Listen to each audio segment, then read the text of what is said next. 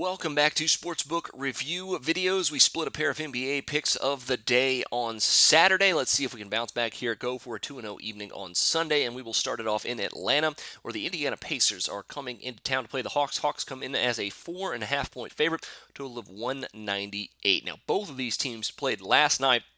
Pacers actually played earlier in the afternoon against Dallas, so they have a little bit more time to get into Atlanta and rest, whereas the Hawks did play at home already, so they just went home to sleep in their own beds last night after their blowout win against the Memphis Grizzlies. But I think the under could be a very good play between these two teams. 198 is not a very high total, but with the way the Hawks have been playing defense here recently, and with the Pacers coming off the back-to-back, they have been pretty good at cashing the under on no rest this season. 8-5 on the year when playing on no rest. And like we said, we talked about a lot. The Hawks have been very good since the All-Star break, and I think their defense is going to really help them here tonight, despite the fact that they've been much better at cashing the over on the second night of a back-to-back here recently. These two teams rank as the second and third best teams in the league in defensive rating. Coming off the back-to-back, I think we'll see much more of that than their offense here in this one. Unders now hit in 3 games in a row for the Hawks heading into this one.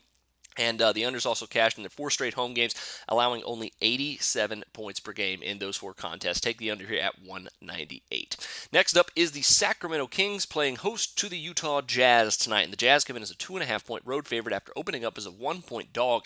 Total in this one sitting at around 205 points. Now, Jazz have been completely different playing on the road this season than they have playing at home. And with DeMarcus Cousins coming back for the Kings tonight, that's going to give them a big boost here at home offensively in this one.